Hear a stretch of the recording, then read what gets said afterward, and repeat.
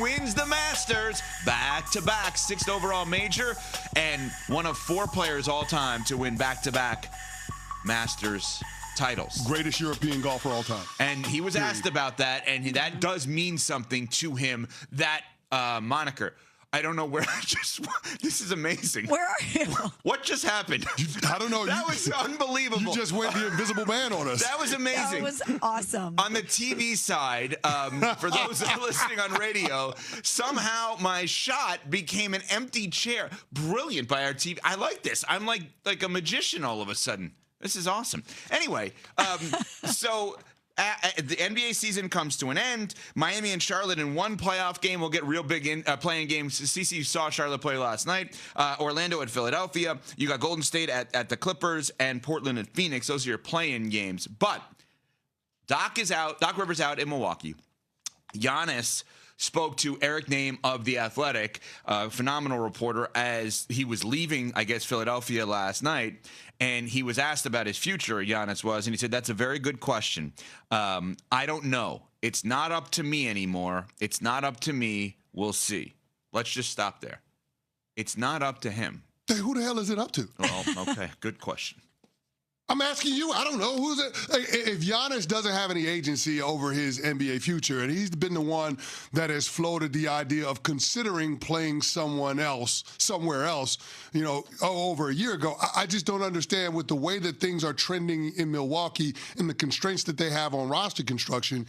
If winning matters to him, then it's clear and obvious what he should do. From the Bucks' perspective, I understand why they would never preemptively make the decision for Giannis by moving him, against his will if he wants to stay there and finish his career. But the reality is that both parties can't move forward by staying together. They need the divorce. They need to end things amicably and go their separate ways. But with Giannis being so ambiguous about his future and then punting or abdicating the responsibility that he has in terms of being able to steer his career where he wants to go in the twilight of his prime, I just think it puts a lot of unnecessary pressure on the Milwaukee Bucks in terms of how they navigate this offseason.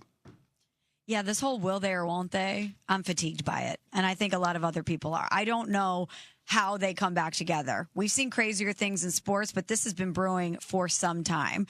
He has been vocal about his frustrations, even as recently as a couple days ago and up until the end of the season when he's talking about how he has no control over his playing time. I just think that this is the end of the road for these two parties. And for Giannis to say that he doesn't have any control in the situation or any power in the situation, I don't know who he expects to believe that, because I certainly don't. I think he's worked so hard to try to be the good guy, he may be becoming the bad guy.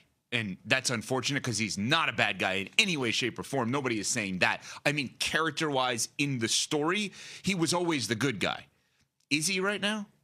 No, he's not the good guy. Is he turning heel? It's the Dark Knight theory. Die and be a hero, or live long enough to see yourself become the villain. That's what it is. He's staying in Milwaukee, and the fact that it's gone on so long and it's got so bad around him, a lot of people are looking at the common denominator, and it's Giannis. It's number 34.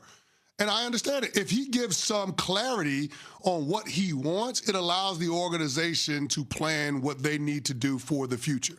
And in such a consequential offseason with such an important draft, knowing the assets that the Milwaukee Bucks have, there's a good chance that they could end up with a top half of the lottery draft pick. And that's consequential for this team, especially if they're going to have to reset with a new face of the franchise. I just wish that Giannis would tell them earlier in the offseason process so they can make informed decisions. Well, and that's interesting you brought up the lottery. So this is where, now that we know details with the season ending, so they get the lesser of their pick and New Orleans pick, okay? So it's impossible, or the worse, the lesser, whatever it is. Yeah, it's going to be a good pick. It's going to be a good pick, but it cannot be the number 1 overall pick. Yes. Now, to go further, not that we didn't know this or see this coming, but Miami and Golden State, two teams that have been mentioned for Giannis, are both 10 seeds, which means if they lose the play-in, they are then also in the lottery. So if those are two teams that still have a shot at Giannis, they may have a lottery pick.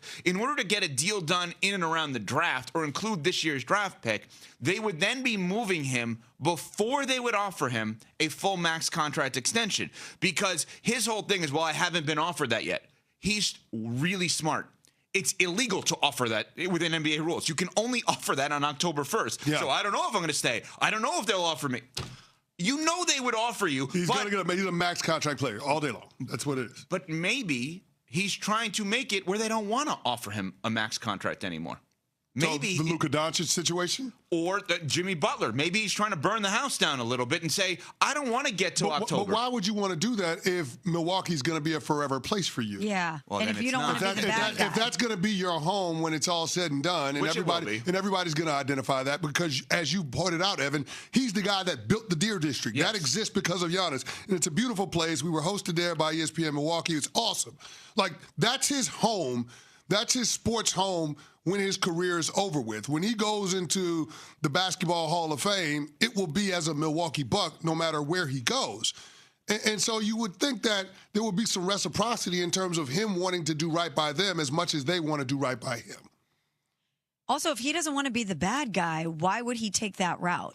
And Cece, you can speak to this obviously better than us. It is important to have a forever home in your sports career. It is important for a player of the caliber of Giannis to have a place that he can go back to that will always have that relationship. I mean, when we talk about Kevin Durant, that's one thing that feels incomplete about his career, is that even though he won with Golden State and had a great career there, that's the house that Steph built. There's so many other players on that team that feel like they have more of a stake in the foundation of the Warriors than KD does, even though he had that great chapter there. So for Giannis, like, you need this symbiotic relationship at the end of your career. And I'm sure that once this is all said and done and enough time has passed, however this goes down, those two will find a way to come back to each other, and it will be the warm and fuzzies because they won together.